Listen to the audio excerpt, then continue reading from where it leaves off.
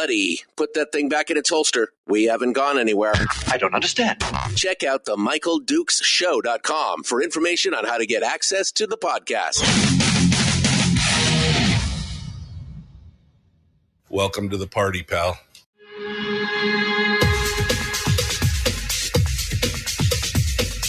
The Michael Dukes Show. The greed and the entitlement is astounding to me. What more could you want from a low-budget radio program? This is a dumpster fire. That was just BS. It is time to get a new perspective. We know just what you need, and we've got just the cure. Open wide and prepare for a steaming hot cup of freedom. I just don't fathom it. The Michael Dukes Show, streaming live across the world. Oh, yeah. Live around the world on the internet at MichaelDukesShow.com and across the state of Alaska on this your favorite radio station and or FM translator. Hello. And good morning. How are you this morning? This bright and sunny... No, it's still dark. It's still cold, but it's 2024, baby. Are you ready? Oh, man, I'm bright and woolly. I'm white and woolly. Boy, I tell you, it's hard getting up this morning. The first day. I did pretty good the first couple of weeks, keeping my sleep schedule correct. And then my daughter bought me a video game for Christmas that, man, what do you mean it's 2:00 in the morning? I should go to bed, kind of thing. Oh, it was so much fun. Anyway, hi, welcome to it. I don't have much time. I got to dive right into it because I got a guy waiting here in the wings patiently for me. It's time to dive into it. Happy 2024 to you. Are you ready for the, it's the first beat down of the year. It's time to go. He's like, man, you just always give me such a great buildup. Brad Keithley, Alaskans for Sustainable Budgets, joins us this morning. It's time to get into the brand new weekly top 3. And I got to tell you, we're ready to go. We're ready to go. Hello, my friend. How are you today? Michael, I was going to ask if you just got better at the games you already had or if you got a new game over Christmas. But you answered that. I was just going to relax and everything. And then she's like, check your thing, Dad. Happy, Merry Christmas. And I went and looked and I'm like, oh, this is, and then the next thing I know, it's, it's 3:00 in the morning and I'm still, I've got to go to bed. So anyway, it's good. It was a great time off. 3:00 in the morning and 3 days later. Yeah, no, it was a lot of fun. We had a lot of fun. It was a great holiday break. I needed it. I left the house exactly one time, I think. No, 2 times, I guess, to went and got my son for New Year's. But other than that, it was just some of the most relaxing times I could think of. And you're here to take all my happy thoughts away.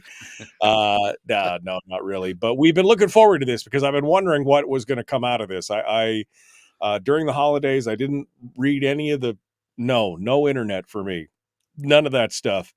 Although I did see a headline right before I left for vacation that basically said, governor's budget is still not enough, which of course we knew was going to happen. But you're going to give us the rundown today. I suppose we should get started and see what's what with the weekly top 3. We're going to start off with the story we've all been missing. Brad, go ahead and hit us with number 1. Let's get cranking. Let's just do it, man. Let's just do it. Well, there have been a lot of stories about the budget, mostly about what's in the budget and some dive into detail of the various proposals that the budget contains, or in the case of the K through 12 industry, the budget doesn't contain. But I think they're missing. Those stories are missing the big picture. I mean, basically, they're focusing on the trees and they're missing the forest as a result of looking at the trees. And here's what the forest tells us. There's really 2 big stories in the budget that haven't been reported yet, and they both have to do with volumes. They both have to do with production volumes. The first story is that for the first 3 years of the budget, production volumes are down a lot from what was projected last spring. the story most people have seen is prices are up, so revenues are up. And so the supplemental PFD that people have been talking about is going to be fine because prices are up at the level that would kick in the supplemental PFD. But what those stories have missed is that volumes are down a lot. And as a result, revenues aren't up as much as those who are focusing solely on price think they are. When the budget was set, we've talked about this before, but it was set in tranches. It's been called a waterfall budget because it fills up to a certain level and certain things are covered, fills up to another level and certain things are covered, fills up to a third level, and the supplemental PFD kicks in. In the spring forecast and in the budget as it was set up, the level at which the supplemental PFD, which could be as much as $500 per PFD, the level at which the supplemental PFD started kicking in was at $73, and it maxed out at the $500 at $83 a barrel. And the fall forecast is predicting $83 a barrel. So everybody thinks, okay, everything's fine. The problem is because of the production drop, the supplemental PFD doesn't start kicking in until about $79, and it fills up slower and doesn't fill up completely until about $90 a barrel. And so we've got people writing stories saying we're going to get the supplemental PFD because the prediction is $83 a barrel. We're not. We don't get the full supplemental PFD until volumes hit, until revenues hit, until oil prices hit $90 a barrel. And I think people are just missing that story about what's going on with production volumes the first 3 years. Dramatic drop, really an unexplained drop in the revenue forecast. So I think there's a lot of stories to be written about what's going on with what's going on with production volumes, and we'll dig into that in subsequent shows. The other story, let me get them both out there quickly. The other story is after the first 3 years, there's a couple of years where production volumes are the same as forecast in the spring forecast. So there's not much change. But after about the fifth year, all of a sudden production volumes take off like crazy in the revenue forecast.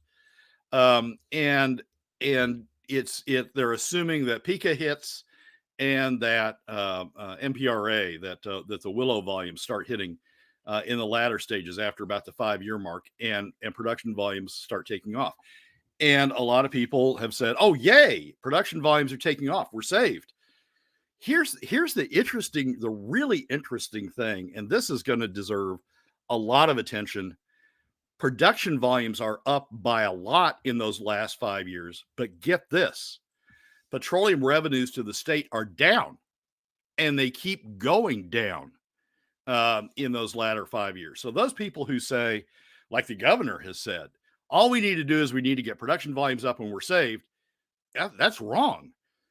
Revenues are going down. There's a couple of things that are going on with that. One is we're getting a bigger conversion, I think, than anticipated from what's called old oil to new oil. New oil doesn't have much tax on it because that was part of the design of the oil tax reform in the early 2010s to incentivize the development of new oil. And so it doesn't have as much tax as old oil. And we're getting a much bigger conversion from old oil, which is called non-GVR oil, for those who want to get into the acronyms, from old oil to new oil. So production volumes are going up, but the amount of old oil is going down. And as a consequence of that, production tax revenues are going down. And go ahead. I'm sorry. Go ahead. Well, and the other thing that's going on out there is that the levels of investment, oil industry investment, are much higher than assumed in the spring revenue forecast. And so the allowable lease expenditures, which are a deduction from your tax base, oil tax base, the allowable lease expenditures are going way up in those latter years, driving production revenues down. So, people who on this show and elsewhere have said, all we got to do is get Joe Biden to let us produce more oil and we're okay. That's not what's happening. We're producing more oil than we forecast by a lot. We're producing a lot more oil in the last 5 years by a lot. But oil tax revenues, traditional revenues to the state, are going down because of those two factors. And you've highlighted this with a couple of charts, and I know people on the radio can't see them, but you can go look at Brad's article in the Alaska Landmine, his Part 1 article, and it deals with this and talks about this specifically. Brad, for a second here, if you want to lay this out for us here, as you said, the production values all seem like they're going up, all the way out to 2033, and that seems like good news. If you want to walk us through part of that before I jump to the other chart that shows the actual intake, the revenue. Sure. This chart shows the production forecast. The top two lines, the light blue and the red lines, are the fall 2022 and the spring 2023 revenue forecast. The dark blue line, the line on the bottom in the first 3 years, is the new revenue forecast, the new production forecast from the fall of 2023, and it shows that reduction, that fall in production volumes for the first 3 years, from 24, 25, and 26. And then it shows in 27, 28 that the lines merge, and essentially the two forecasts are forecasting the same volumes. And then from 29 on, the blue line, the dark blue line, goes up dramatically higher than the red line. The blue line's from the most recent forecast. The red line is from the spring forecast, and it shows the dramatic jump in production volumes in those latter 5 years. So that's the graphic depiction of what the numbers are telling us in terms of production volumes. And then we have the new chart, which, comes out here. And this one shows the actual drop in revenues, though, the impact. I mean, that's the thing. Everything in the short term, let me go back to the first chart again. In the short term, it shows production values are lower than they projected by a significant amount, almost 10% lower over the next 3 years. Then it starts to equalize. This is for production, and then goes way up. But the bottom line is that in the long run, it means we actually are going to have less money in these next 3 years, and nobody seems to be talking about that. Yeah. So as I said, everybody jumps on the fact that oil prices are up, and they immediately jump from that and saying, well, revenues are up. Well, revenues are up some, but they're not anywhere near the levels that they would be had production volumes not fallen. On the left hand of the chart you've got up now is fiscal year 24, the fiscal year we're in. The blue on the left are the production volumes forecast in the spring revenue that the budget's based on. The red next to it are the production volumes that are now forecast in the fall fall forecast. And you can see the drop from the blue, 496 down to 470, a drop of about 30 million or 30,000 barrels a day. And then the next two bars, again, FY24, the yellow or the gold is the projected revenue in the spring forecast, and on which the budget is based. The green is now the projected revenue at the current oil price, the projected revenue we're going to get out of the production volumes that they're now forecasting. And as you can see, there's a drop of $300 million roughly, from $3.3 billion to $2.96 billion, a drop of about $330 million between those two forecasts in revenue. And that's all coming because of the way the waterfall is set up, because of the way those tranches are set up. That's all coming out of the supplemental PFD. So essentially what's going on is Alaskans' PFDs are going to go down. Not government revenues, but Alaskans' PFDs are going to go down because of the oil volume drop. It's a direct impact. The PFDs are taking the direct impact of that volume drop because of the way the budget's set up. So when people, there's an ADN article that appeared over the weekend, and they said, well, at current forecast prices, the supplemental PFD should kick in, and we should get the full supplemental PFD. Wrong. The supplemental PFD right now as I said, the way it's set up in the budget, it could be as much as $500 per PFD at the current production levels and at the current prices that we're seeing right now in the futures market. The supplemental PFD will be about $190. So a 40%, what is that? 60% drop in the size of the PFD, supplemental PFD, because of the impact of this production drop. And as I say, that's a story that's not getting reported. Right. There's another chart in the article that then goes on and does the same thing that we've got for these 3 years, does the same thing for the full 10-year period of the forecast. And you see in the latter years, the blue in that subsequent chart, the blue volume production, the red volume production that's in the fall forecast goes way above the blue in the latter years. Production volumes go up, but revenues keep going down because the petroleum revenues are going down, because production taxes are going down, and indeed royalties are going down. It's really a phenomena that I think deserves a lot of attention, because it's telling us that to the extent that we're assuming that we're going to be okay when all these production volumes kick in the latter half of the decade, that we're going to be okay, that's a wrong assumption. That actually things are getting worse and worse. It's almost it's counterintuitive at this point. We're going to continue the weekly top three. Number 2 talks about the second half of the governor's budget problem. Did he break actual state statute? That's a question we'll continue with right after this. The Michael Duke Show.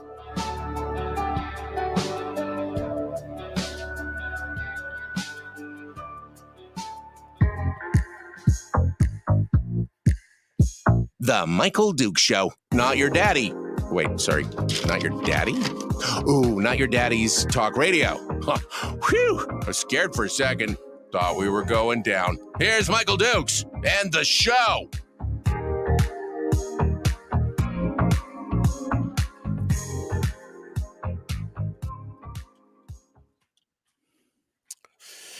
Oh, had to make one mistake. Fired off the wrong one this morning. Okay, Brad Keithley, Alaskans for Sustainable Budgets, is our guest here for the year. Hello, my friend. This is some heavy stuff to start off the year with. And like I said, counterintuitive. When you look at these charts and you're like, oh, things are going to be great, more production, more everything else. But of course, the devil's in the details. And when you realize, even though we may have more production, what kills me is this number here. Let me pull the chart back up here real quick, because what kills me is this this number here. When you start looking at it and you realize that in 2024, we're projected to have $3.3 billion in revenue by the spring numbers, but 2.96 by the fall numbers. But the worst part is that 2 years out, we're down almost $1 billion in projected revenue for both sides of it. I mean, those are some huge, huge numbers. And at some point, the PFD won't even be able to compensate for it. That's the problem. Yeah, we'll talk about that more in the next segment. But there is, I mean, we got a huge revenue drop going on. Notwithstanding the fact that we're having a forecast production increase in the last half of the 10-year period, we've got a huge revenue drop going on. And to foreshadow the next segment a little bit, the governor's not doing anything, is not proposing to do anything about it. And I think that's I ended the article, the last article in the Landmine, the second look at the budget, by, why did the governor run for the job? Why did Mike Dunleavy run for the job of governor if he's not going to do it? I mean, he's right. He's showing the budget, and the revenue forecast shows us running in the ditch, and his budget just shows running in the ditch. It doesn't show a course correction. It doesn't show a break. It just runs it in the ditch, and that's a pretty sad state of affairs when the governor's not even trying to guide the car to a safe landing, or guide the plane to a safe landing. Right. Well, Brad, since we got a minute here, how was your Christmas and New Year's? How was your vacation break after we talked last? It's been great, Michael. I came home to Anchorage and have just hung out here with friends, and it's been a great break. I head out again shortly, later this week to go see my mother again. But this time home has been a great break. Yeah, it was. I got to tell you, it was restive for sure. I actually scraped a razor across my face for the first time in like 10, 12. I mean, I was looking like, I looked at the mirror and said, "Can I get away with it?" And I went, "No," because it's like Grizzly Adams, all the way up to my eyebrows with fur. And I'm just like, oh man, it's pretty crazy. But it was definitely, it was nice every time that I would. I opened Drudge the other day just on a whim, and I was like, nope. After about 15 seconds, I closed it and said, nope, not going to do that. That's all.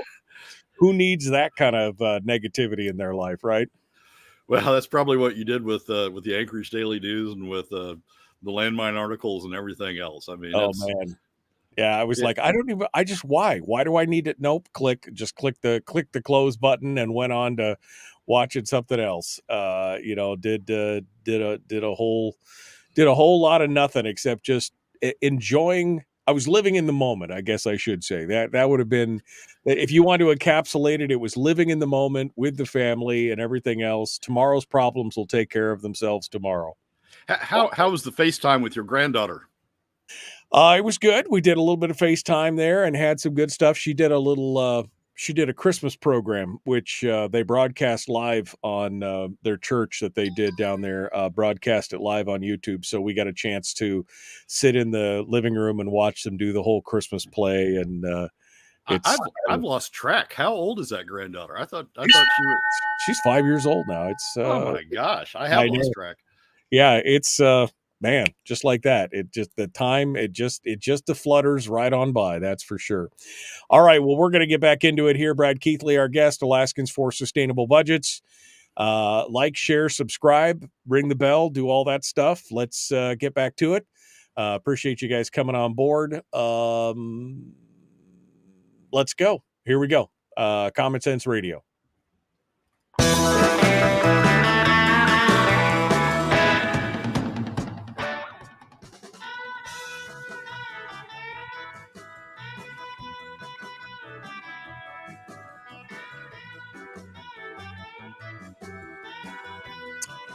Okay, continuing now, Brad Keithley, our guest, Alaskans for Sustainable Budgets, the weekly top three. Number two now, the governor's budget. Obviously got some issues from Brad's point of view. Also, the question is, did he actually break the law, break state statute? Brad, give us the rundown here. So the governor's budget is, again, a lot of people have focused in on the proposals for FY25, and they've focused in on the trees of what the governor's proposing and what he's not proposing and all that debate. But I think it's important at the same time you're doing that to back up and look at the forest and see what the overall spend is and how that compares to revenues and the deficits that are opening up.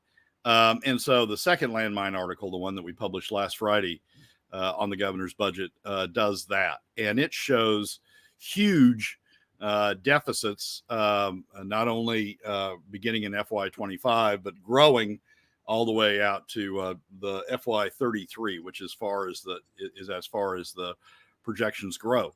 And as I said, a lot of that is because oil prices, even though oil production volumes are going up, oil revenues are coming down because of the conversion from the bigger than anticipated conversion from old oil to new oil and the bigger allowable lease expenditures that are coming in.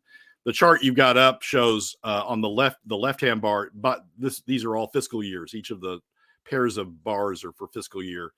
And fiscal year 25 on the left, the fiscal year that the legislature is going to be dealing with this coming session, the projected spending level projected by the Legislative Finance Division, projected spending levels in green on the left, projected traditional revenues are in dark blue on the right. the portion of the percent of market value draw that's available for government under statute, what current law provides that the POMB going to government is in yellow or gold, and then the deficit that's showing up is in red. And as you can see, traditional revenues aren't growing by much over the period. The percent of market value available for government is staying relatively stable, but spending continues to go up. Now, the governor's projection is that spending sort of levels off in these out years. But the first part of our article focuses on how good the governor's been at projecting spending in his past budgets and his past 10-year plans. And it's horrible. I mean, basically, the governor projects low spending. The legislature comes in and passes a high budget, and the governor signs it. And so even in the year, even each fiscal year when he does a 10-year plan, does a budget in a 10-year plan, each fiscal year he's been as much as 20 to 30% below the spending level that's ultimately been approved by the legislature. And just for the radio folks who can't see the chart, I'll just say this is a 10-year plan. In 2025, it says $5.48 billion is the projected budget. And in 2033, he says 6.64% is the projected budget. That barely makes up for the automatic escalators because the budget goes up almost $150 million a year. If nothing changes, a bomb went off and the legislature wasn't in session, I mean, it would go up $150 million a year every year. This barely covers it. He says it only goes to $6.64 billion in an 8-year period. That's, that's just not, it's not realistic. Well, these are actually the projections by the Legislative Finance Division. The governor's numbers are actually even lower, but they're unrealistic. I mean, the governor's numbers are unrealistic given the pattern and practice that has occurred over the last 5 years. Maybe if the governor had, in over the last 5 years, had proposed a budget and then stuck with it, vetoed the legislature back down to the governor's proposed level, we might be on a much different spending track than we are. But each time, as I said, the first part of the article is devoted to looking at the pattern and practice over the last 5 years. Each time the governor's proposed significant spending restraint, the legislature's just run over him like a Mack truck, and the governor signed it at the end of the day. Signed it. So there's no predictive value in what the governor says the spending levels are going to be anymore. They're just his, it's sort of like political signaling to his base, saying, I'm proposing a low budget. I won't back it up when the time comes, but I'm proposing a low budget. Here's the other thing that's really concerning about what's going on with the governor's budget. Here's what Alaska statute says. AS 3707-020B2 says this. In addition to the budget and bills submitted under A of this section, and that's the bills and the budget for the current fiscal year, the governor shall submit a fiscal plan with estimates of significant sources and uses of funds for the succeeding 10 fiscal years. In other words, the 10-year plan. The fiscal plan, the 10-year plan, this is statute, must balance sources and uses of funds held while providing for essential state services and protecting the economic stability of the state. Must balance sources and uses of funds. That means, the sources of funds must balance with the uses of funds. You must, you can't be showing running deficits. You have to have some source of funds to fill in the deficits. For the last decade, we used savings. That was the source of funds that balanced the budget. For the last few years, the governor's proposed various things when he submitted a budget. Last year, we were going to have the carbon credits that were going to save us, and we're going to have billions and billions of dollars in carbon credits that were going to balance the budget. Whimsical, but nonetheless, at least the 10-year plan balanced because, as required by statute, because he filled in those revenues to balance the budget. Here's the really troubling thing. This year's 10-year plan get you the first 3 years balanced by filling in the deficits that we showed on the last chart by filling in the deficits with draws from the constitutional budget reserve. After those 3 years, the governor gives up. His 10-year plan shows deficits, and it doesn't show any source of funds to balance against those deficits. There's no savings left. He's drained the CBR. He proposes to drain the CBR the next 3 years to cover the deficits that occur in those years. There's no CBR left. There's no SBR, no statutory budget reserve. That's long since gone. He doesn't propose using permanent fund earnings as he did in an earlier year to fill in the deficits. He doesn't propose taking the PFD down to PFD or POMV 50/50 as he did in an earlier budget. He doesn't propose carbon credits. He just gives up.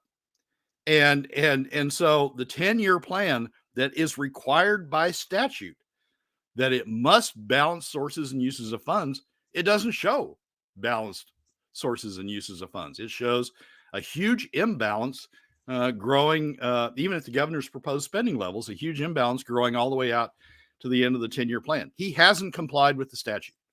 He's not even making an effort. His administration is not even making an effort to propose additional funds.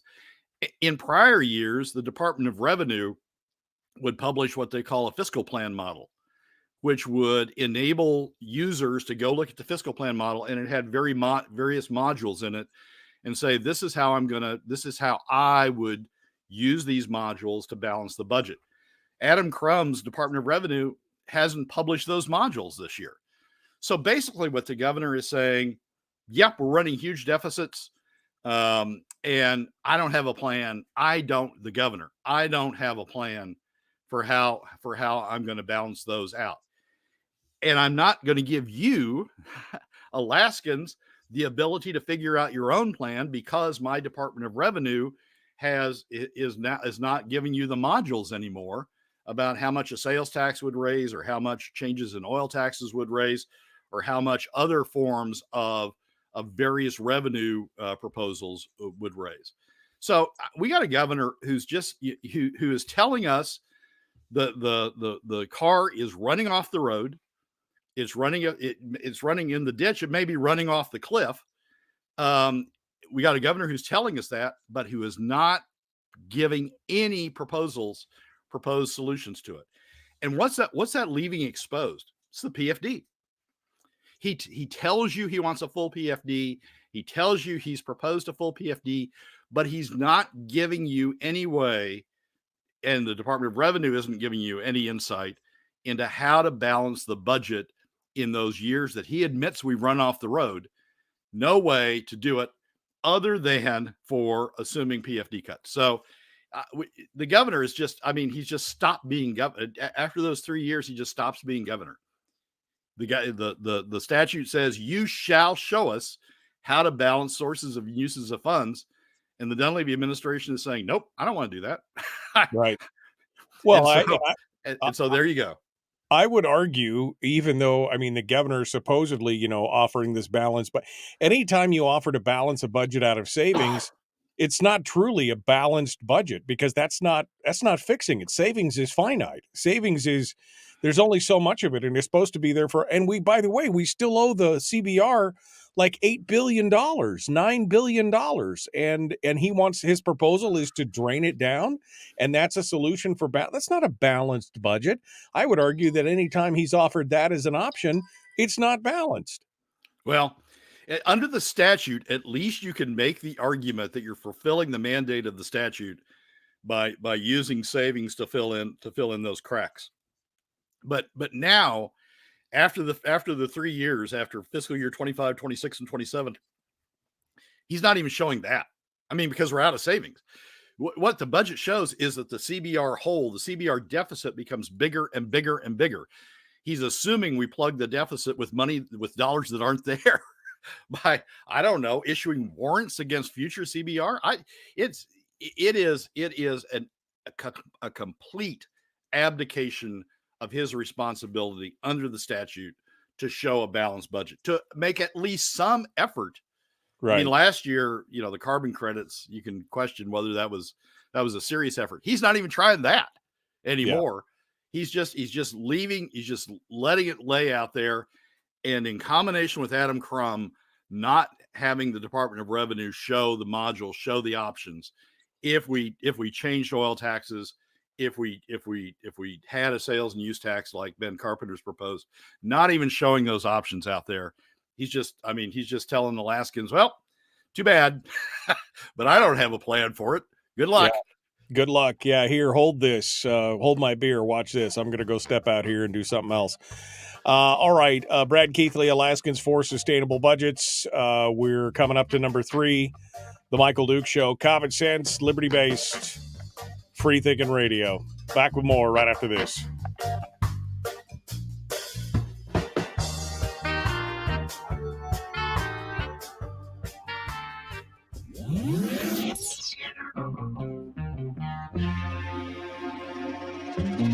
Listened to by more staffers in Juneau than any other show because their bosses told them to. And after what they just heard, oh man, they're going to be pissed. You're a bad, bad man. The Michael Duke Show. Brad Keithley, Alaskans for Sustainable Budgets.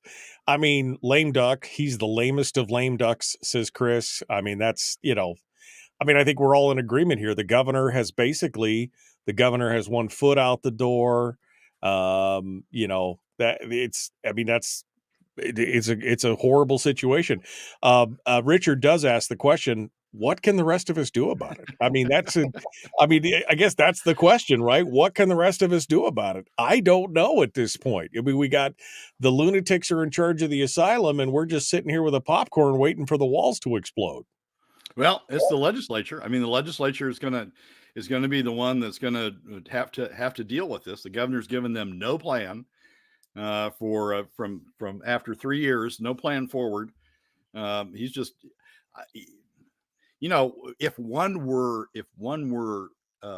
conspiratorial about this, you would look at the presidential election and who the governor's supporting for president and what his appointment, what his decision might be, the new president, what his decision might be about who to appoint Secretary of Interior.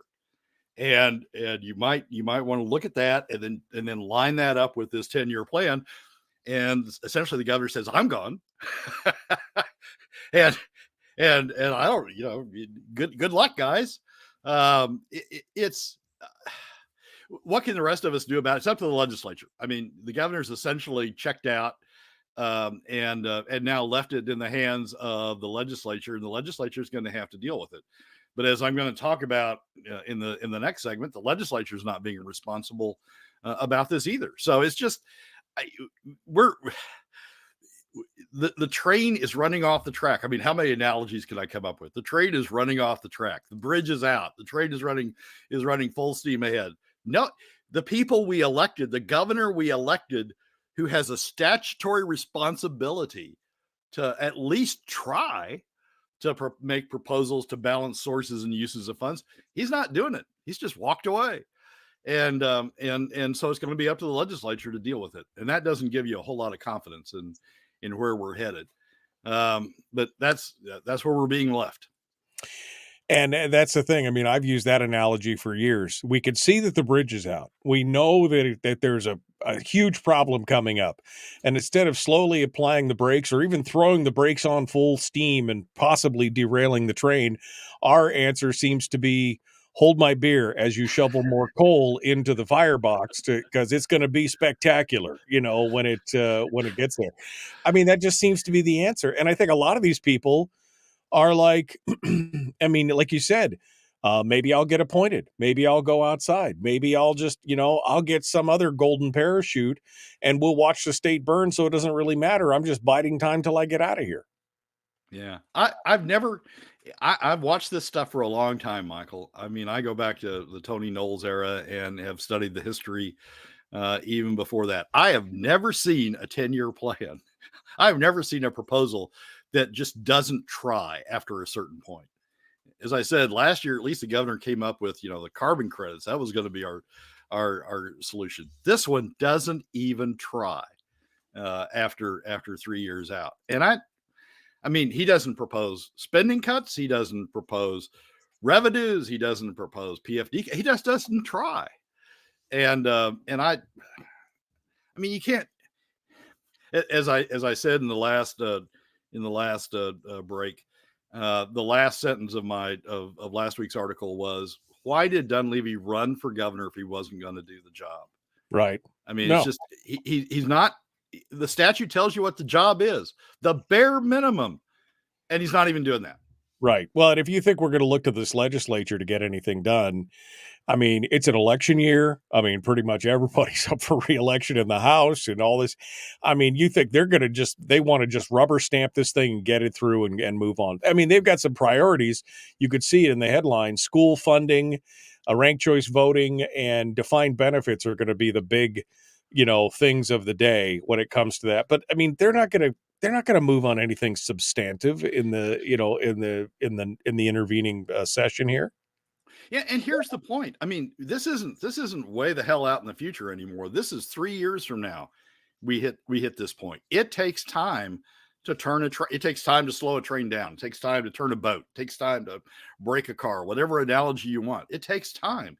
You have to build these things up over a couple of sessions to get legislation passed to, change oil taxes, or to institute a sales and use tax like Ben Carpenter's proposed, or to make huge cuts in spending that it would take to balance the budget with spending cuts alone. It takes time to do that.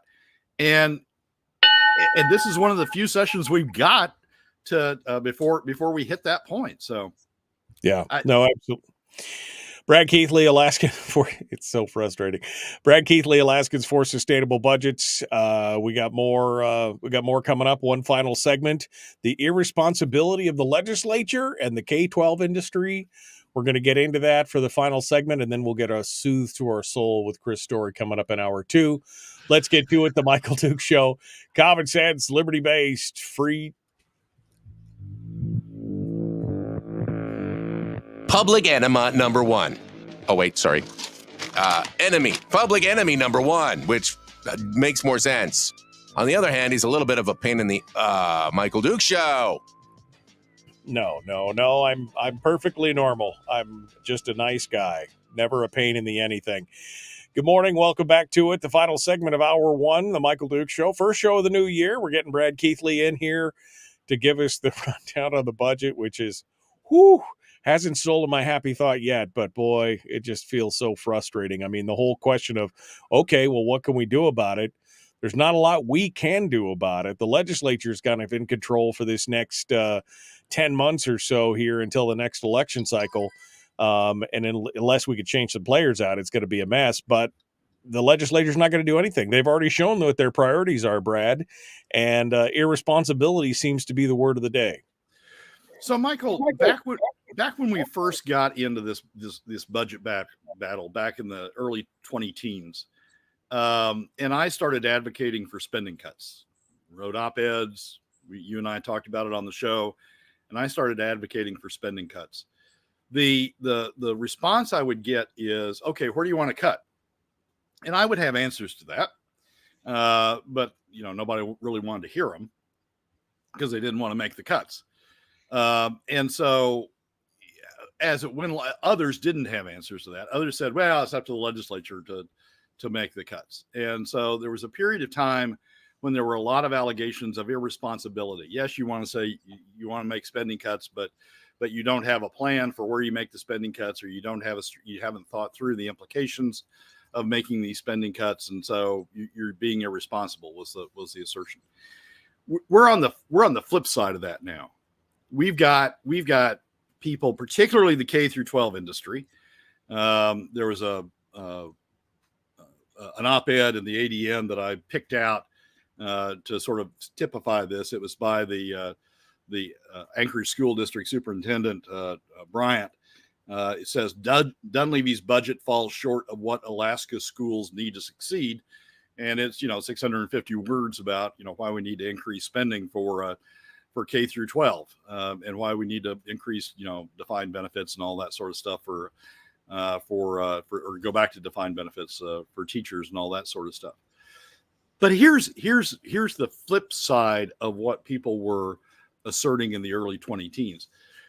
They're not telling us where the revenue comes from. They want increased spending. They want to push up all of they want to increase current K through 12, current K through 12 spending. They want to increase compensation to teachers by reinstituting a defined benefits program. They want to push up spending elsewhere in the government. Other op-eds support pushing up spending elsewhere in the government. But you don't find in any of those, just sort of like they claimed that you couldn't find in the early 2010s, you couldn't find any indication of where the spending cuts would occur. People would talk about we need spending cuts, but you never defined where the spending cuts would occur. Now we've got people pushing for increased spending, but they don't define where the revenue comes from. The implication is, if you don't talk about it coming from someplace else, the implication is that it comes from PFD cuts. But they don't want to talk about that because they know PFD cuts have the largest adverse impact on the overall economy, and they are by far the costliest for 80% of Alaska families. They don't want to talk about that because they know that's the worst option. And so they don't want to get hung out to dry by advocating what's the worst option. And so they don't talk about revenues at all.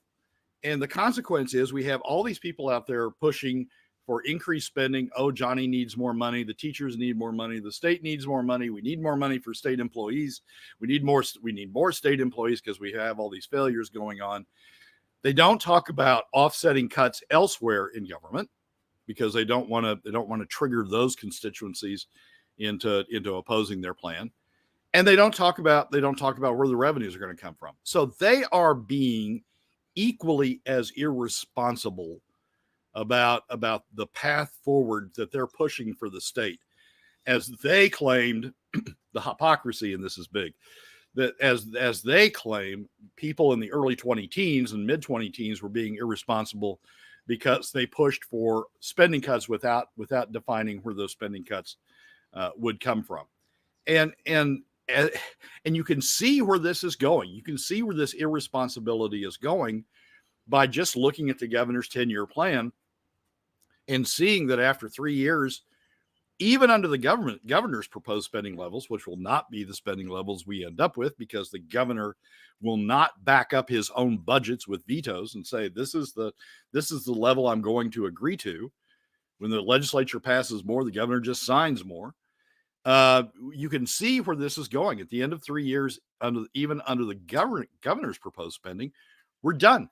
We've drained the CBR, we've drained the SBR, we got nothing left. We're done. And so we got all these red numbers that go on out for the rest of the 10-year period.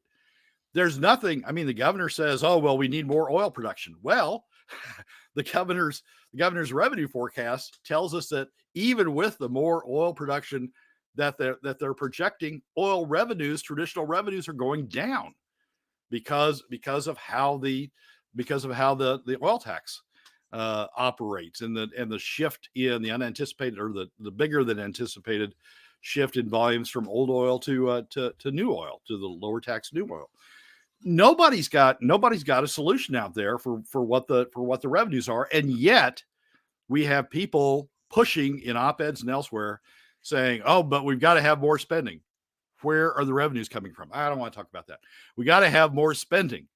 And the irresponsibility of pushing that train, feeding more and more and more coal into the engine, to use your train analogy, as we approach the bridge that's out, the irresponsibility of that is just astounding. I mean, we are running this state off the cliff, and we got people who, in the case of the governor, who has no proposal for what to do about it. In the case of the superintendent of ASD, just wants to feed more coal to the engine. I don't care where the revenues will solve themselves. I just want more coal in the engine. I want more spending going on. And we've got a state that's out of control is probably the right statement to make, because we don't have a governor anymore who is putting a brake on it or who's standing up for what he says he's doing in his budgets, and who is out of ideas for how to deal, or out of proposals that he will make for how to deal with it. I tell you, the one person that looks good in this situation is Ben Carpenter, because Ben at least is saying, "Yep, train's out of control. We want to cut spending. We want to restrain spending. We're not doing that. You can't restrain spending enough to deal with this situation, and so we've got to deal with it through revenues. Don't want to deal with it through revenues, but we got to deal with it through revenues. At least he's standing up with a proposed solution. The rest of these jokers, I mean, the other 59 or so in the legislature aren't. They're just saying, "Yep, out of control, spending cuts." What spending cuts? Well, I don't know yet, but spending cuts. Or on the other side, revenues. Well, and even if it's the PFD, again, looking at this in just the 3-year projections you're talking about there, once the CBR and the SBR is gone, it's all PFD cuts. I mean, there is no PFD. I mean, when we're talking about $1.5 billion deficit, $2 billion deficit as we go down the road, that's all the PFD, and then more. Because nobody's come up with substitute revenues. I mean, the irony of this, whoever writes the history of this period is going to have a field day. The irony of this is huge. I mean, PFD cuts have the largest adverse impact on the overall economy. We say that we care about the Alaska economy, but we're using the tool that has the largest adverse impact on the economy. PFD cuts take by far the most costly for 80% of Alaska families. We say we care about Alaska families, but we're using the tool that is by far the costliest for Alaska families. And people who write the history of this period are going to say, what were these idiots thinking about? I mean, they are using the very tool that hurts them the most, and yet that's the tool they keep using. Yeah, no, again and again and again. That's the thing. I mean, if you want to cut spending, but if you want to keep spending, somebody's got to pay for it. And that's going to be you and me down the road, whether it's a full take of the PFD or a tax, or eventually the PFD and a tax, because that's what's coming. That's what we've been talking about the whole time, is what's coming. Brad Keithley, wrapping it up here. Final thoughts real quick. Well, we've got a heck of a session coming up. As you say, it's an election year. The governor isn't trying. And if the governor doesn't try, the legislature is going to go, wait, we're the ones up for election. Why the hell are we going to try if the governor's not trying? I mean, the statute says he's supposed to try, but he's not doing it. So, we're not going to try either. Yeah. And we got people like, the superintendent of the ASD who's just feeding more coal into the engine. Yep, gotta go. Brad Keithley, folks, hour 2 dead ahead, the Michael Duke Show, Common Sense Radio. Yeah, it's, again, we can see the train wreck coming, and everybody else is like, oh no, it'll be totally fine. Pay no attention to it. It'll be totally fine. Tis but a scratch, kind of thing. And no, it's a gaping flesh wound, and we should do something about it. But, we've been talking about this for years, Brad. 10 years you and I have been going on and on about this. And, I mean, what are you going to do? Here's the new piece of it, Michael. I guess there's a couple of new pieces, but one of the new pieces, an important new piece, is production doesn't get us out of this. I mean, I got to tell you, my jaw dropped when I figured out what was going on with petroleum revenues in those out years as production took off.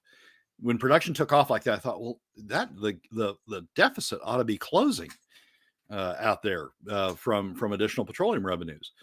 But when you look at the petroleum, when you go inside the Department of Revenue's revenue forecast, and you look at petroleum revenues, they're going down. The only piece of it that's going up is the property tax on petroleum investment, because investment's going up. But that's a very minor part of overall petroleum revenues.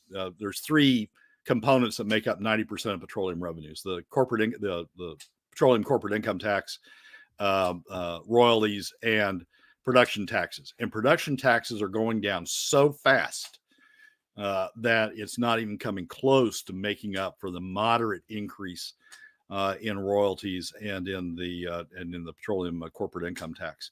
Right. And it's just, and so, when if somebody gets on this program and says, oh, the solution here is increased production, it's Joe Biden's fault or whoever's fault it is, that we're not having increased production, but increased production would say that no, it doesn't. Look at your own revenue forecast. Revenues are going down even in the face of production increases. Well, and this is why we've said, for a while now that the holistic approach, which is spending cuts, new oil taxes, new taxes on oil, some form of flat tax or sales tax or revenue tax, it's why it's got to be a holistic thing. It can't just be all or not. It can't just be one thing trying to fix the hole in the boat. I mean, if you got a hole in the boat, to use another analogy, you use everything in your power to close that hole. Instead, they're like, oh, we'll just bail it out with the PFD until it's gone, or the CBR until it's gone, and then I guess we sink. I guess that's what's going on. Well, and that's why Ben Carpenter, I think, the historians are going to give credit to Ben Carpenter for trying to. The first step was the fiscal policy working group, the legislature's fiscal policy working group, their view of a balanced, comprehensive approach, and then Ben Carpenter trying to carry through with it in House Ways and Means. I mean, most of the opinion pieces now, or most of the reporting now, is that that's dead. That Carpenter's proposal of a comprehensive plan is dead, and maybe it is. But Ben's going to get a lot of credit for, I think, from the historians, for having tried to deal with the problems as they were. Dunleavy's going to get killed. I mean, the history of the Dunleavy administration is going to be, yep, we elected you captain, and you just ran it right into the damn iceberg. I mean, it was right there in front of you. Even your own forecasts were telling you it was right there in front of you, and you just ran it full speed ahead, right into that iceberg. And he's going to get killed by the historians. Yeah, it's going to be disappointing, to say the least, at this point.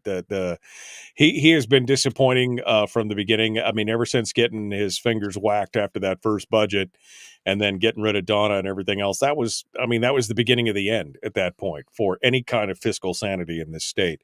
And with Walrus running things, doing things his way, I don't see any changes coming, at least in this session, maybe the next session as well. And at some point down the road, it's going to be too far to turn back. Like you said, it takes a while to turn a ship. You see the iceberg, you got to spin the wheel now, not 5 feet from the iceberg kind of thing. That's why we have 10-year plans. I mean, that's why the 10-year plan. When I read a budget, I go to the 10-year plan first, because that's not only got that's got the current year in it, the current plan, plus it tells you how that plays out.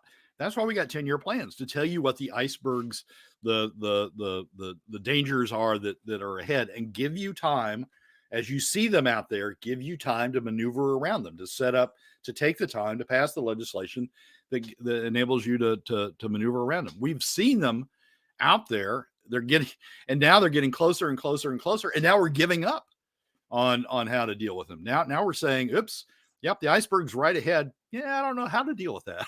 So I'm just going to go plowing right on in it. And the K through 12 industry is saying, here's some more coal. Here's some more power to, make sure you really hit that sucker. Hey, don't worry. We're unsinkable, right? Don't worry. We're unsinkable. Nothing. It'll be fine. It'll be fine, just fine. Don't worry about it. Well, I don't know what we can do, Brad. Again, we're kind of spectators on this ship right now for this upcoming session. At least we could see what's going to happen. But I mean, it's why I've kind of taken this whole thing. I'm going to talk about this in the next segment. I've kind of taken this whole attitude of all I can do is what I can do in my own family. That's all I can do right now. And hopefully is prepare for the worst and hope for the best. That's all we can do. So we'll see how that goes. Yeah, well, that's yeah. Well, we're all on the ship. That's the problem. I mean, we're all, unless the plan is to move to Washington or Montana or Wyoming or something, we're all on this ship. And yes, we might get our family all, bundled together and ready to go, but the ship's going to hit the iceberg. And if we're still on the ship, we're going to be affected by that when it hits. Better prepare a lifeboat is what I'm saying. Better prepare a lifeboat. All right, Brad. Thank you, my friend. I appreciate you coming on board. Michael, as always, thanks for having me. All right, folks, we got to go. Hour 2 is dead ahead. The Michael Duke Show continues. Common sense, liberty-based, free thinking radio. Let's do this thing, shall we? Hour 2.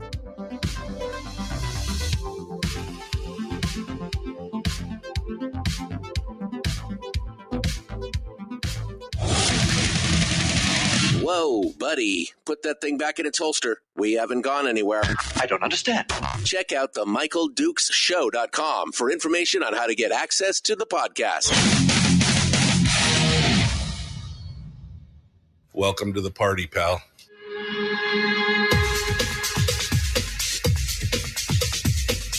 The Michael Dukes Show. The greed and the entitlement is astounding to me. What more could you want from a low-budget radio program? This is a dumpster fire. That was just BS. It is time to get a new perspective. We know just what you need, and we've got just the cure. Open wide and prepare for a steaming hot cup of freedom. I just don't fathom it. The Michael Dukes Show, streaming live across the world. All live around the world on the internet at michaeldukeshow.com and across the state of Alaska on this, your favorite radio station and or FM translator. Good morning and welcome to Hour 2 of the Michael Duke Show, the first show of the year. And I got to tell you, just feeling good, feeling fine. That's what's happening right now. Feeling fine. It's been a heck of a holiday season. I got a chance to almost 2 full weeks off, and just spent the time here at the house. It was my staycation, hanging out with my wife and the kids, and just enjoying things. It has been it's been a great. It was a great time. It was restorative and restive, and I always find that at the end of the year, it's always so much better when we come back and are ready to get back into it, because this is going to be. I can tell you right now, we are 14 days, 2 weeks from today. The legislature is going to kick things off. 2 weeks from today, we are about to watch the bread and circuses that are going to appear. If you're just joining us, you missed Brad Keithley's last segment where he goes over the governor's proposed budget. Well, you can go back and listen to that. You can go back and listen to the podcast. You can watch it on the replay because we got all the charts and stuff up that Brad uses. But here, let me just the TLDR, too long didn't read version of Hour 1. The ship is heading towards the iceberg. The train is heading towards the gulch, and the bridge is out.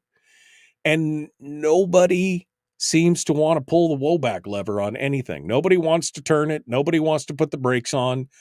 It's like we are too big to fail. That seems to be the attitude that most politicians have with the status of what's going on in the state. Now, I don't want to be I'm not trying to be doom and gloom. I don't want to be, I don't want to be, too dauber down, especially since we're here in the first day of the brand new year, 2024. But can I tell you about what I have resolved for my New Year's resolution? I spent some time in quiet contemplation and thought, what do I want my 2024 to look like? What do I want the new year? I mean, I was laughing because I was talking to my kids and I was like, if you had told me when I was your age, my kids are in their late teens, early 20s. If I had told you that 2024, what was going to be happening in 2024, I'd have been like, that's 30 years hence from now. I can't think that far ahead. I just couldn't think that, at that age, I just couldn't see it. But I got to tell you, I have come to a conclusion. And as I said earlier, there were a couple times, like one time, I think it was this It was Friday or Saturday or something. I pulled up the Drudge Report, which for those of you, everybody knows what the Drudge Report is, right?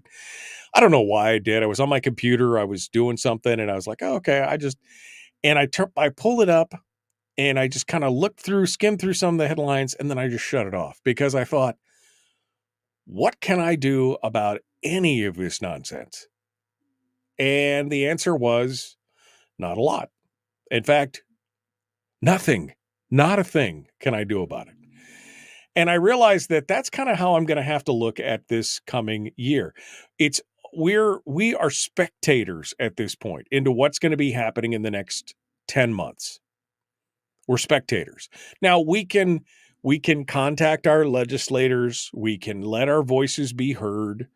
We can tell them, to stand strong, to do the right thing, to hold back the spending. But we've been telling them that for the last, on this program, we've been telling them that for the last 24 years. I mean, when I first broke mic on this program and started, the first show that I started talking about was the runaway spending in the state and how in the long run, this was not going to, this is not going to be good for us. Now, 24 years ago, that was a long, long run, but I was still complaining about it, still whining about it, still whinging and saying we needed to do something about it. And I was just told that I was another shock jock and I should just, relax and let my betters make those decisions and everything else. And here we are 24 years later in an even more dire situation than we were when I first got started. So have we made any difference? Sure, to some extent. Maybe we've slowed it down. Maybe we haven't. But for this next 10 months, for sure, we are going to have very little impact on what's happening. And one of the things that I have committed myself to, I guess I should say, in the new year, is to embody that serenity prayer, right? The prayer of serenity, this, Lord, give me the strength to whatever it is, to understand the things that I can't change and the things that I can change and the wisdom to know the difference. That's essentially what I am going to try and embody. My resolution is to live by that in the coming year.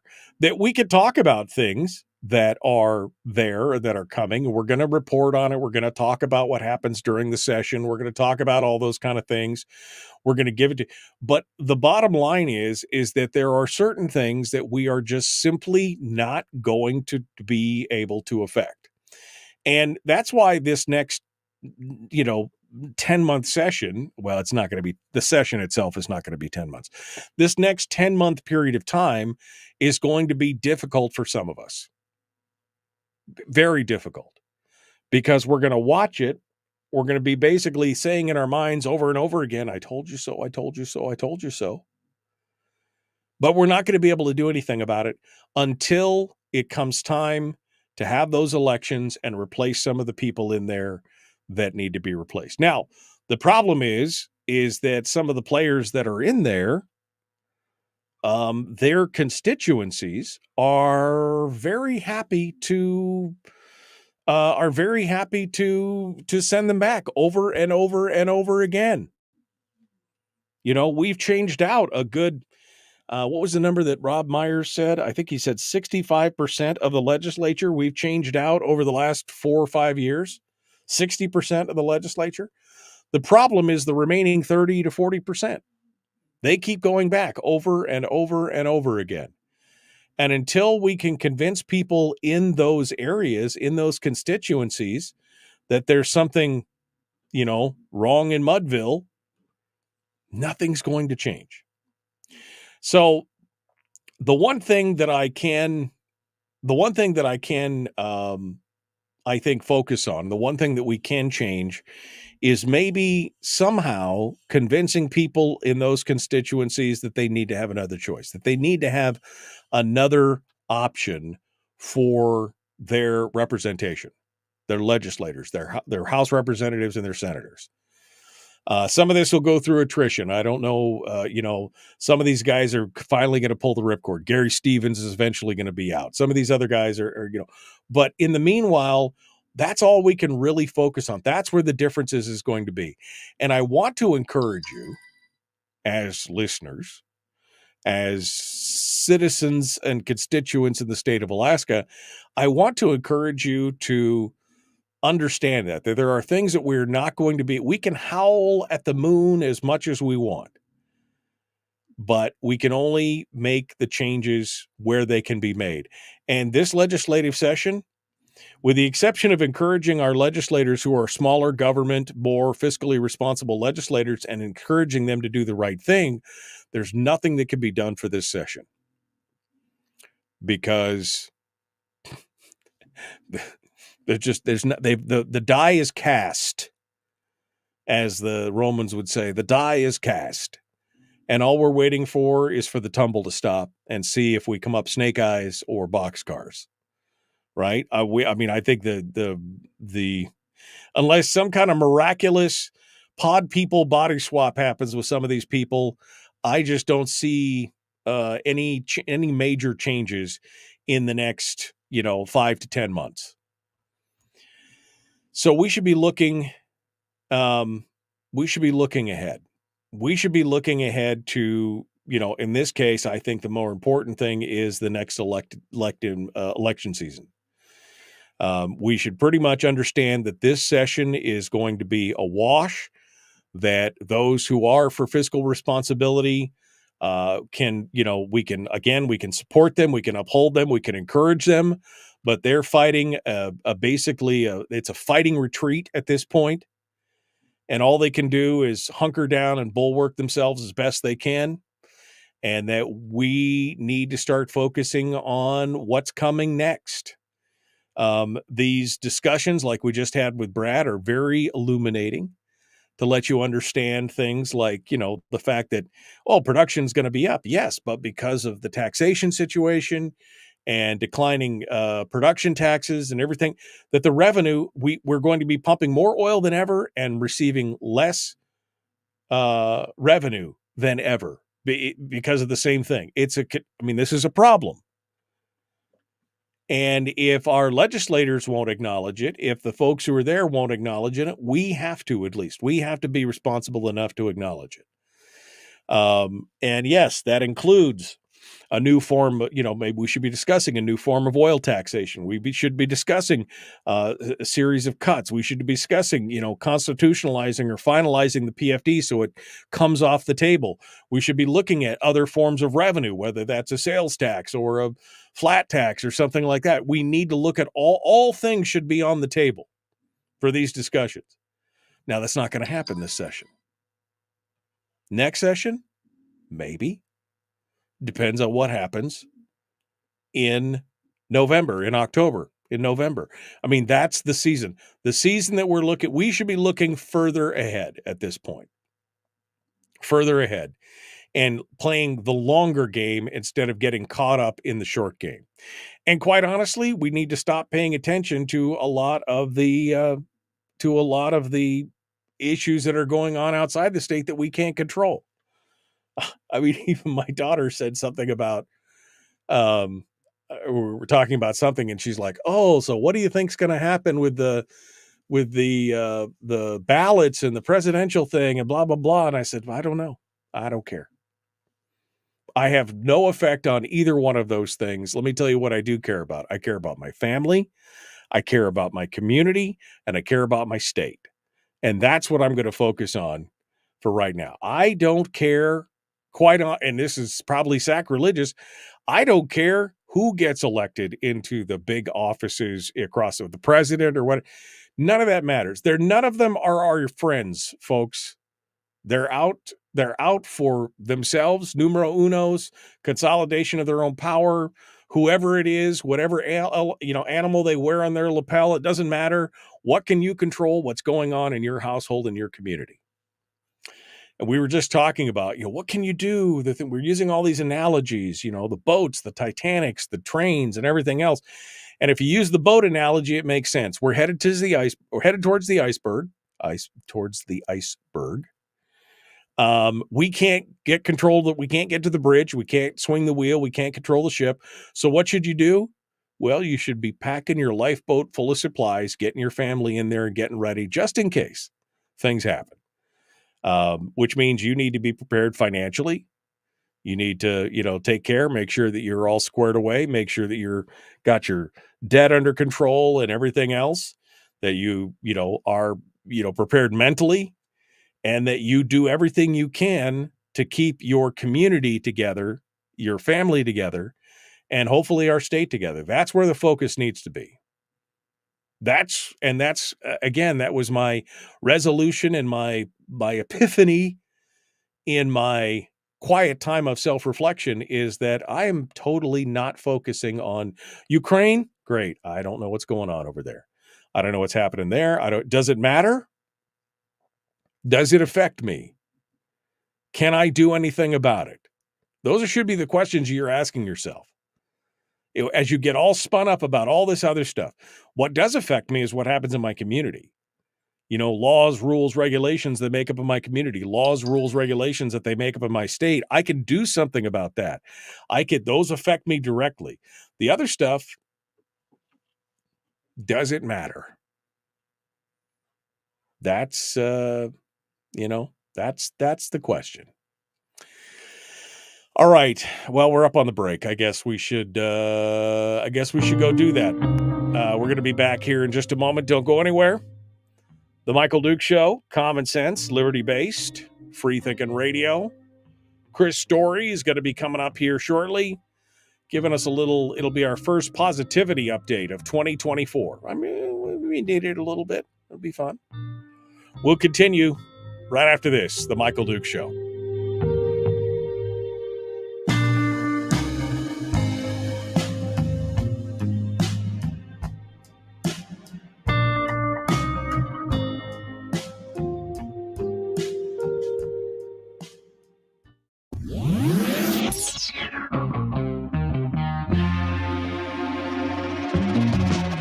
Running on 100% pure beard power. Oh, also some coffee.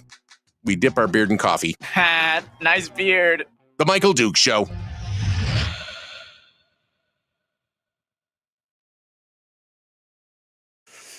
Okay.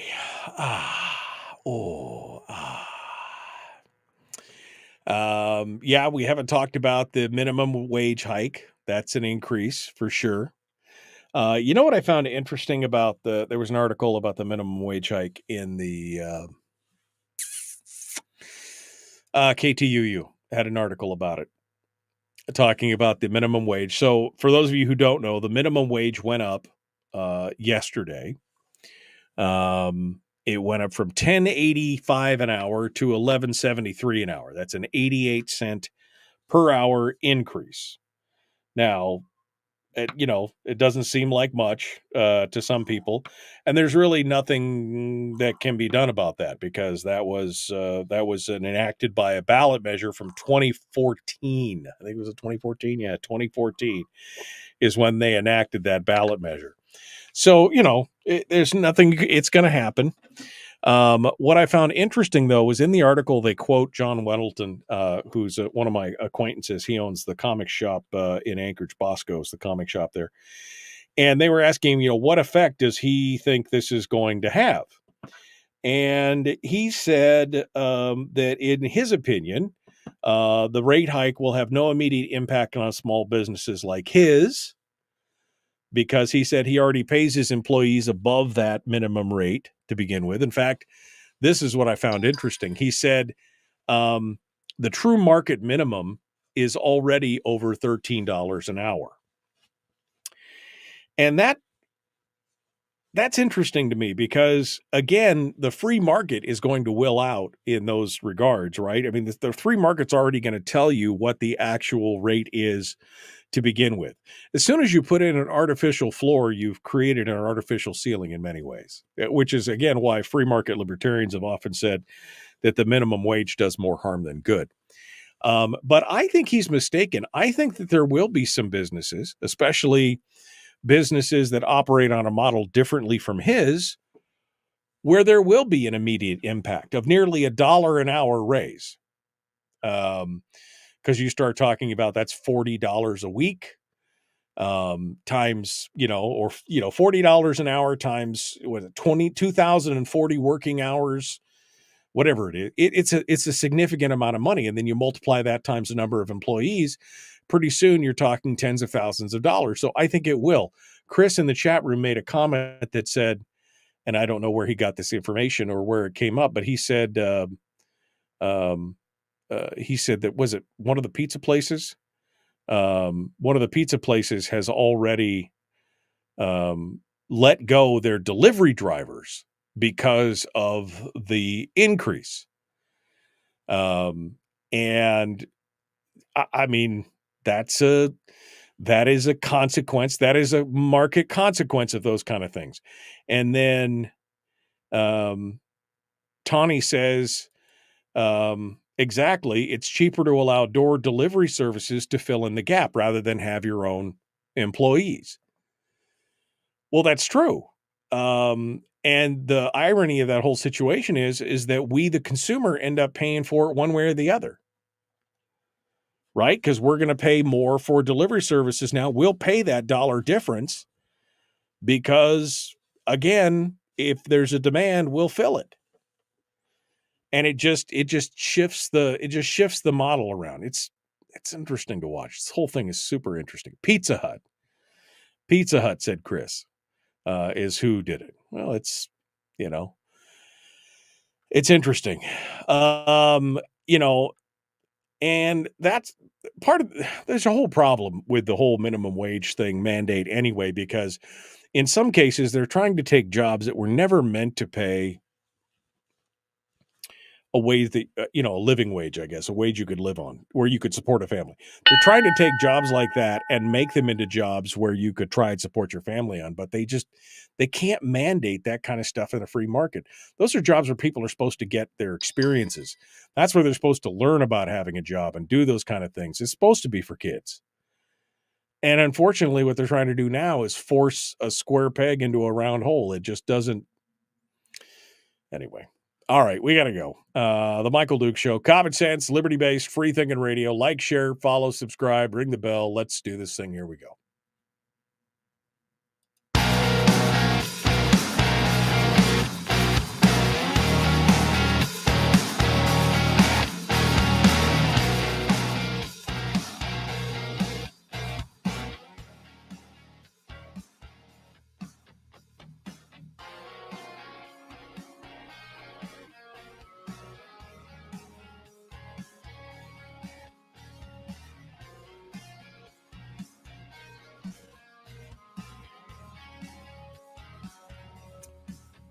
Okay, well, here we are. 2024. What are you? Did you take time to make a new resolution for the year? Did you take time out and do that little bit of, what do they call it? Psychoanalysis? Did you analyze yourself? Did you look at this last 2023? Because I'll be honest with you, 2023, in many ways for me, personally and professionally, was kind of a hot mess, right? I mean, there's a lot of things that happened, a lot of things going on, and it was frustrating, to say the least. And now we're going back and we're taking a look at it and we're like, okay, how can, what can be better?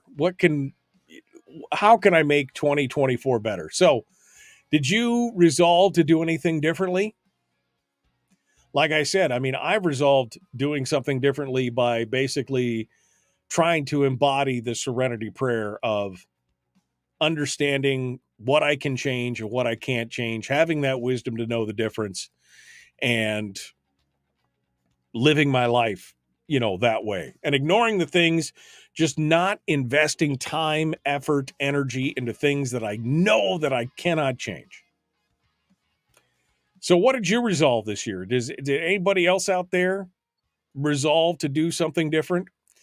I'm going to open up the phones. Why not? First time for 2024. Let's have a short segment on call in. where you could tell me what your resolution is. I mean, do you think my resolution is naive? Do you think that it is without merit? Or has it encouraged you to kind of look at things in that same way? I'm curious. I'd like to hear what you have to say. 907-433-3150. 907-433-3150. Or maybe your resolution is something totally different. Maybe you've resolved to be healthier, and that seems to be the theme, right? Be healthier, eat healthier, work out more, do exercise, spend more time with the family, pay more attention to the little things in life, better yourself. I don't know. What was it? It was a time, for me, my reflection all revolved around the idea of the political and the show and everything else, and just, stopping the mental energy drain of even though we don't focus on national politics on this show, I still see it. I would still read about it. I would still, go out and throughout the day, or, in show prep, I would still do some reading on how some of that, and it was draining me. I'll be honest with you, at the end of the year, and it's always tough at the end of the year. I've said this for the last, 10, 12 years, 15 years, however long I've been taking this Christmas vacation break. I think it's been 15 years now. I've been taking that 2 weeks off between Christmas and New Year's. Well, you know what I mean. But I was still reading about things and, trying to stay abreast of it so that I could be pertinent in conversations about national stuff and everything else. But I think that conversation with my daughter really drove it home for me. That, because people would be like, well, the presidency and the this and the Biden, the Trump, the whoever. And I realized more than anything, I don't care. I just don't care, because I don't think, no matter who is in there, we are going to benefit in the long run, because they're serving their own agendas. It's just, Alaska has never, ever, ever decided, or even come close to deciding, any kind of national political race. So while it's important to go out and still cast your vote, to focus on it and to dwell in it and to wallow around in it and to worry about it does nothing but increase your blood pressure, your stress levels, face you to take Xanax, whatever it is that, all the triggering things that happen there. It doesn't, I could find myself caring less, about that. Now, what I do care about is what happens in the state. And again, I've had to reassess some of those things as well, realizing that I cannot get all spun up about what's going to happen in the coming session, because again, this session is, while not set in stone, the guidelines and the track for this session is already laid out. They're just going to run it. And all we can do is try and encourage, some fiscal conservatives to throw as many roadblocks in as they can during this next session. I mean, the blessing of this, the curse and the blessing is that it's an election year.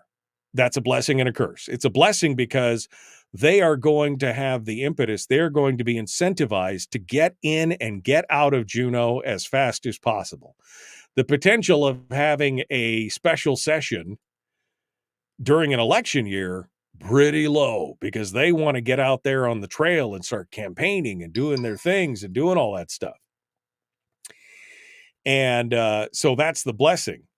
The curse is that, of course, at that point, they can pretty much, if they really have the horsepower, they can almost force anything down your throat in a short period of time to get it in and get it over with. There's nothing like a crisis to be able to, put things in that you regret later on.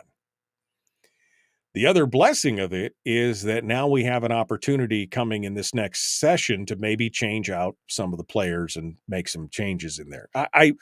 But again, remember, we've changed out a huge component of the legislature. I mean, a big number of them. The problem is the few that keep going back, and their constituencies don't seem to have any interest in not sending them back again and again. And I'm talking about people like Bert Stedman, Louise Stutes, Click Bishop, some of these people who have been there for years, decades in some cases, and seem to have the blasé attitude of, it'll be fine, just fine. We're too big to fail. Don't worry about it. We're the adults in the room, and just shut up and let us do our job. And until we are able to find some kind of counter offer for those people, we are going to be stuck in this same loop of doing what we've been doing. I mean, looking at the projections that Brad has laid out, which are not his projections, by the way. He's basically just in a chart form putting up the projections from the Department of Revenue, from the legislative finance or the budget, the legislative budget people. He's putting up their numbers, and their numbers are painting a picture that is not rosy. He's just kind of consolidated them down into one chart to show you, here's what they're saying. Quit trying to listen to what the press release says. Quit listening to what the pressers. Here's what the numbers they're presenting say. And the numbers they're presenting say that it is not good. Yes, sure, production's up. But the current fiscal outlook, based on the numbers from the Department of Revenue, from the legislative finance, from the current law, all you got to do is look at that and see that next year, 2025, with the governor's proposed budget, $5.48 billion,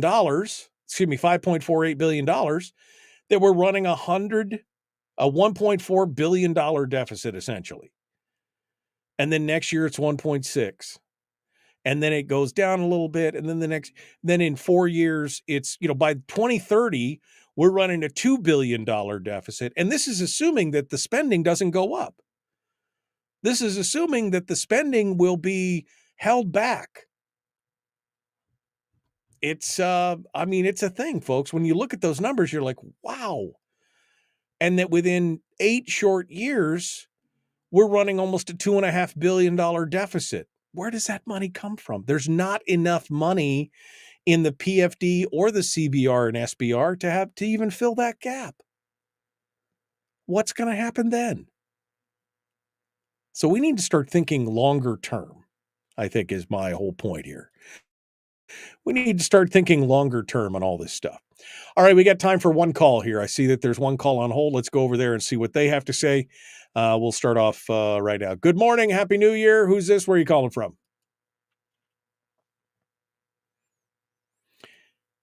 Hello, caller. Are you with me? Apparently, they are just hanging out there, not talking. All right. Well, that's fine. We'll just keep on rolling then. They apparently don't want to talk to us.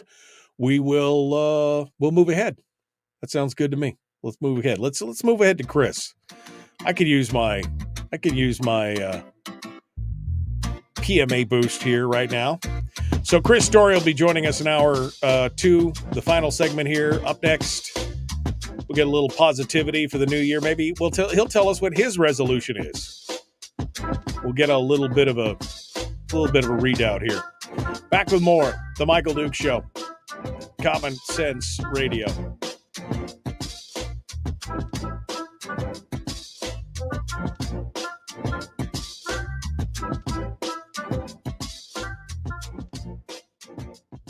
We're broadcasting live through a series of tubes. Allowing all of these entities to provide streaming stuff going on the internet. Well, it's kind of hard to explain. Sorry.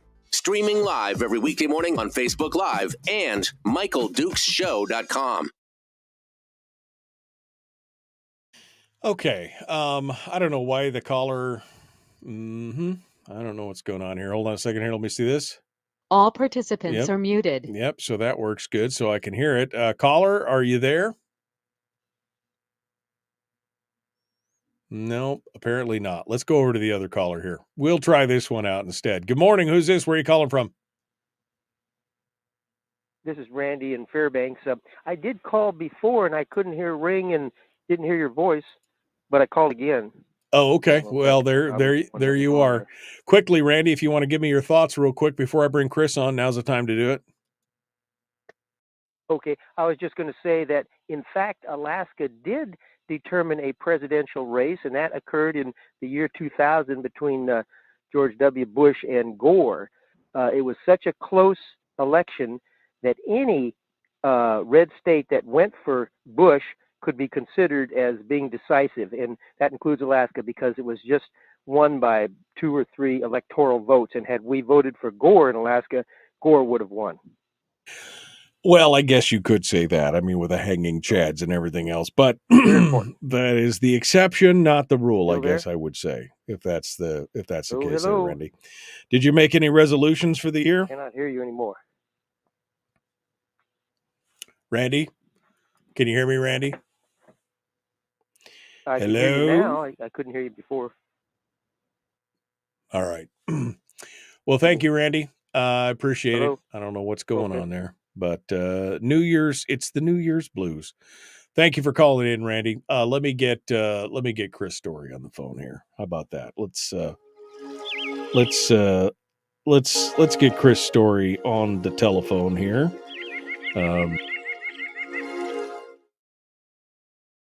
There we go. There we go. Let me get Chris Story on the phone here. I'm sure Randy was talking and I hung up on him, so I apologize, Randy. I mashed the wrong button. All right, here we go. Let's get Chris Story on the phone and see what's happening with him. Look at that. Works good. I kind of like the tranquil waters and bird sounds. That was nice. Oh, yeah. Yeah, it's just a little way to make sure that it's a little thing I play to make sure I know my phone is connected. That was the important part. It's fantastic. It's very meditative. Yeah, well, that's what we're working on this year. I forgot. I had your alternate headshot up here on the show. That's just beautiful, man. That's just beautiful. Oh, is it with my silky mane of hair with your Fabio hair? I can't even hardly look at it. It's so hysterical. But I'm just going to leave it there for this. Stop looking. I'll make sure I'll stop looking at it. I'll pull this down next show, but I'm going to leave it up there just for this time because one time because I used to do a series of ads in the Homer News where the graphic team and I would come up with something and then they would do the Photoshop. And one time it was this like bodybuilder guy on top of a white horse and my head on it. And anyway, Tiffany got such a great kick out of it. And later I said something about, they did a pretty good job putting my face on there. She goes, I didn't notice there was a face. Oh, there was a face there? That was the... Okay. What face? Yeah. What you talking about? That's great. All right. So what, I guess what's going to be the meaning or the lesson for today, sir? Let go so you can get going. Let go so you can get going. Did you spend any time in self-reflection? I mean, I know you spend time in self-reflection a lot, but did you spend any time specifically for your resolution time this year? Well, yeah, but that's kind of a daily practice. So yeah, it's like just another day, but at the same time, it's still monumental because it's a brand new year, clean slate, all that good stuff. Okay. Well, good. This picture makes you feel like you're the guru of positivity. You're the guru of some cult that's come in here to tell us about how to think positive. I'm loving this. This is going to be okay. So we're going to your checks too. Exactly. So we're going to work on that. All right. Well, we're about 45 seconds out here, so I'm going to put you back on hold, and we're going to do that. Monty says, my resolution is to continue to do my pay it forward vehicle thaws for the Fairbanks community. Okay, that's awesome, Monty. Thank you. I appreciate that. Brian said his New Year's resolution is to be more ungovernable. I can, I totally agree with that. Again, my whole resolution is just basically to try and live that whole serenity prayer thing of understanding what I can change and what I can't change, having the wisdom to know the difference, and just not giving any engagement to or brain space to anything, mental energy to any of those things that I just cannot control. Even though I'd cut myself off from a lot of that stuff, I feel at peace with this. I feel at peace with it. All right. Is that the Bambi soundtrack? No, it was just some peaceful wooded sounds. All right, here we go. The Michael Duke Show, Common Sense Radio.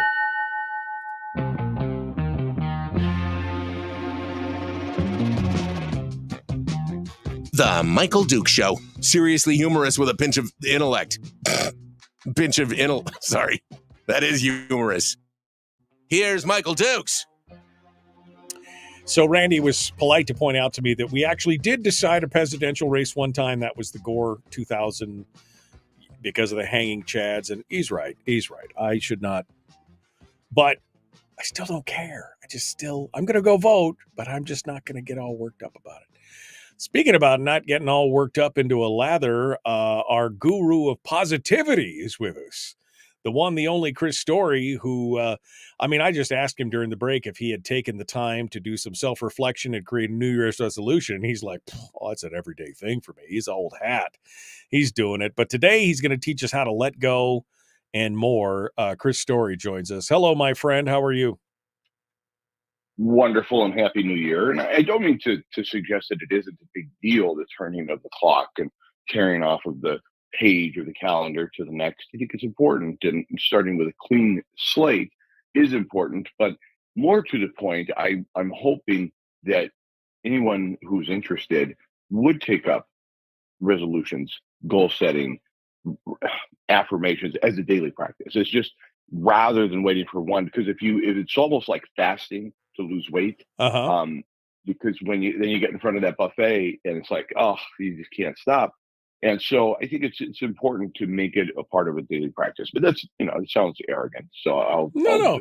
I think you're right. It is important. I've kind of resolved one of my secondary resolutions is to resolve to take more time to quietly, because we're so inundated by the hustle bustle of everything, right? I mean, our phones, our work, our computers, our tablets, wherever we are, we're just constantly under a barrage.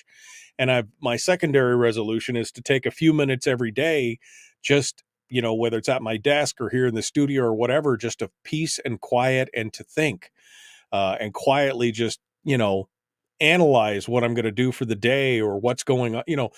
Meditation, I guess, is what I could call it, just to meditate for a moment on what's happening and what I can do to change it and what I can't change, and to prioritize what I'm focusing on. And to focus during that time and to make your daily practice not a bunch of noise in your mind and oh, I shoulda, woulda, coulda, I can't believe I haven't done that yet, or by my age I should have already. All those thoughts that begin to just spin and circle in your mind, letting go so you can get going is a big part of having a daily practice or having goals or having aspirations in life that you'd like to move closer to or towards. And so letting go so you can get going. About 4 or 5 days ago, my daughter texted me. My daughter actually is an incredible artist. And she texted me and said, it's a strange question, but do you have any blank canvases around? And I happen to have a half a dozen or so blank canvases that I'd ordered in for an art project I want to do. And I said, yeah, I brought one over. And she said, thank you. She had been painting over some old paintings that she had done, and she had put a white coat over them, but it was going to take a couple days for those to dry. And she was in the mood to just paint something fresh. And I thought, what an interesting idea. And we know that masters throughout time have painted over the top of maybe even 2 or 3 iterations of a canvas that we may know as, the one piece, but underneath it are many other masterpieces that they just painted over. And it's that clean slate concept and saying, you know what, this moment, this wonderful moment is what I've got. I could be thinking about the whole year. Maybe I've got the whole year planned. Maybe I have goals set for this entire year. But this moment right here, if you don't let go of what's come before and get going into the next year, the next moment, the next day, you're going to be stuck in that old cycle. So maybe you need to apologize to somebody. And if it's necessary, then you should. Or maybe you need to let go of your end of the stick of an argument. Just let it go. Let go of what the argument you won. Because a lot of times we'll go back over and relive something. But yeah, I really got that was good.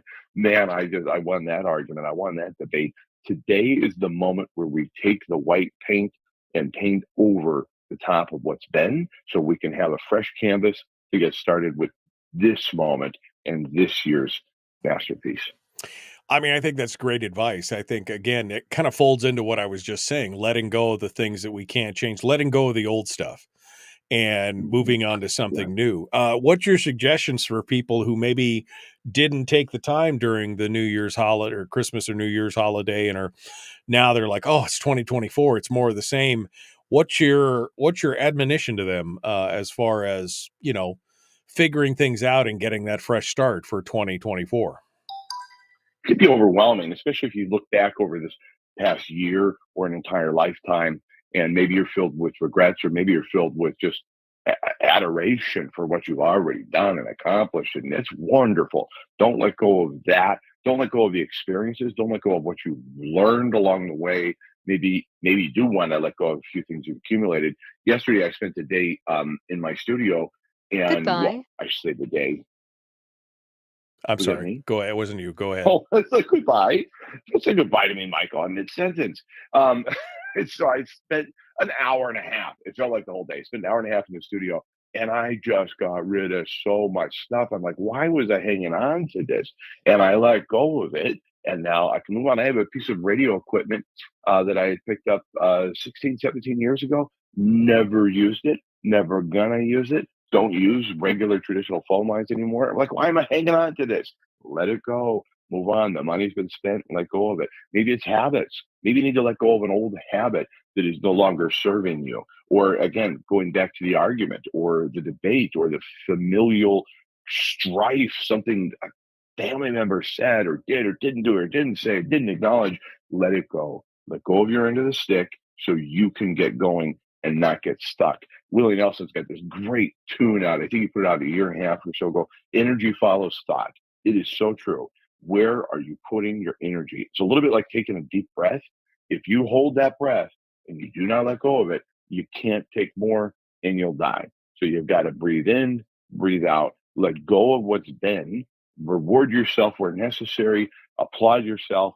But now this moment is the time to start with a clean slate and move forward. And Gary Keller, so coming back to your question, what do you do if you've not done anything so far or this isn't a daily practice? Gary Keller wrote a book called The One Thing. And he said, what's the one thing that if you do it, everything else will become less important or unnecessary, either in your life or in business? Focus on that one thing. Going back to City Slickers, what's your one thing? And maybe that's where you start. But I think a lot of it is letting go. And if you don't let go and make room for that one thing to take over or to focus on it, you're going to keep going back to those old habits or those old arguments or the old you that you no longer wish to be. So let go so you can get going.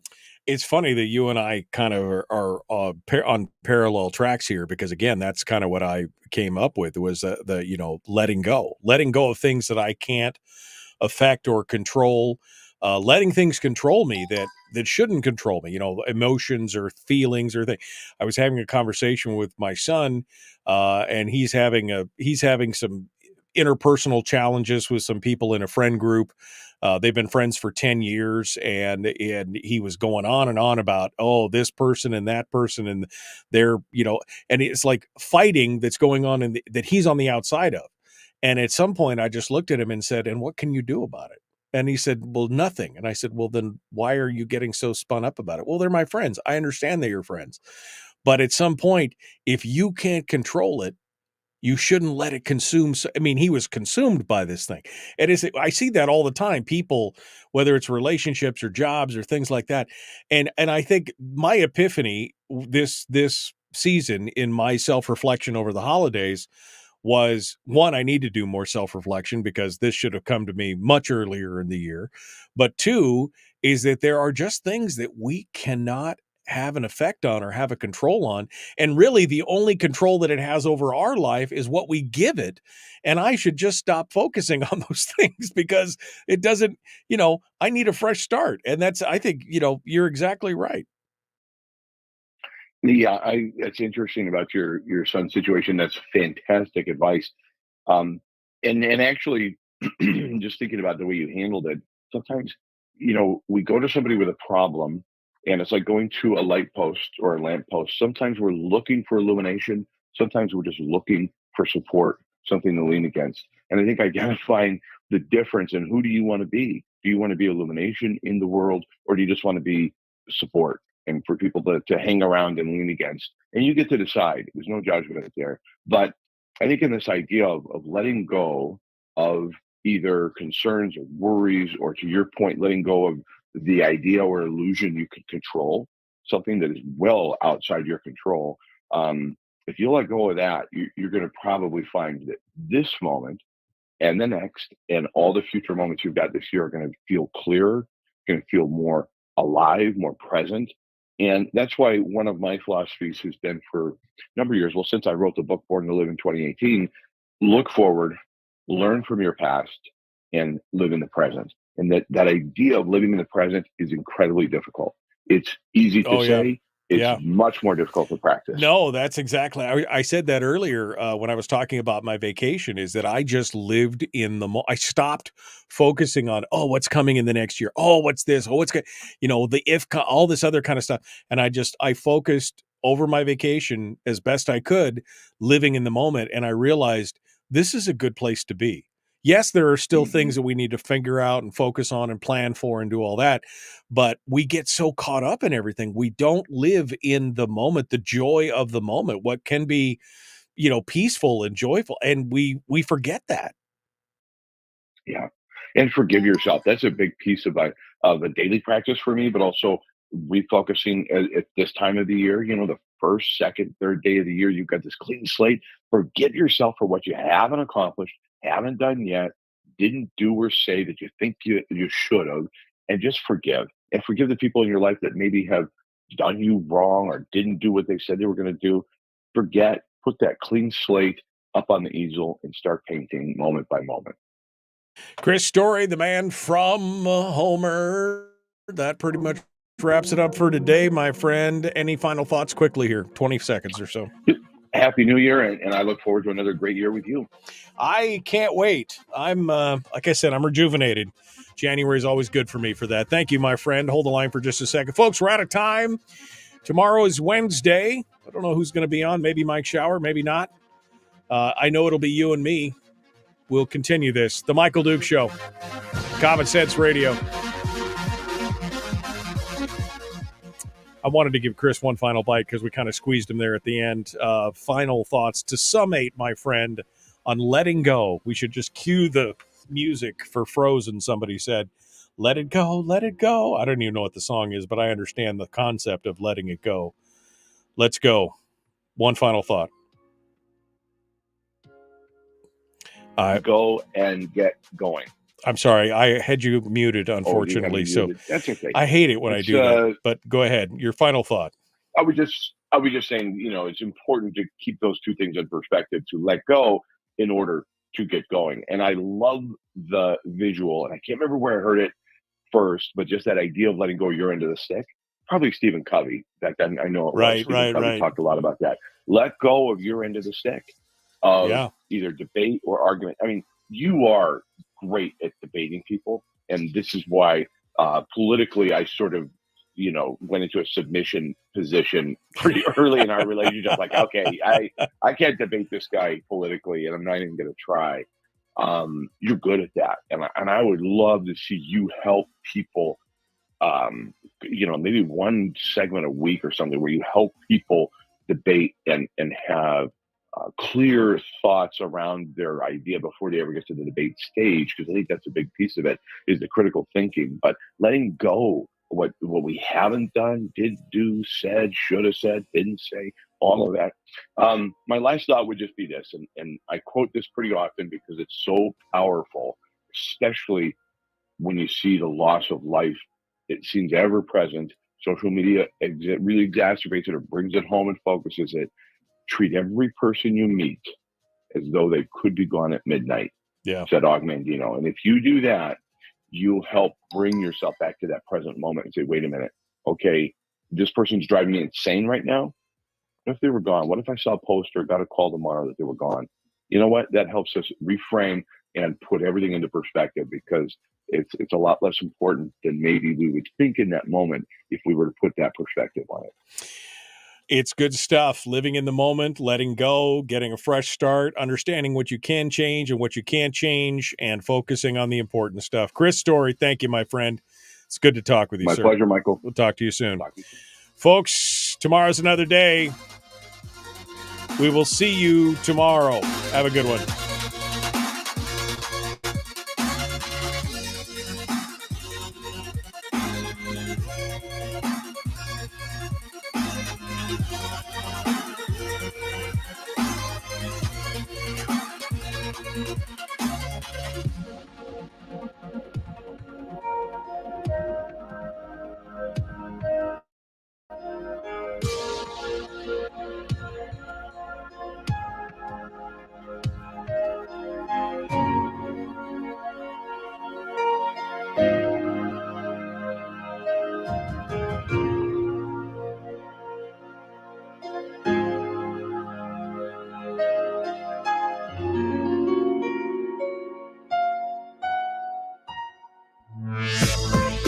We've shed our terrestrial radio skin, and now we are slimy lizard internet people. It's the Michael Duke Show.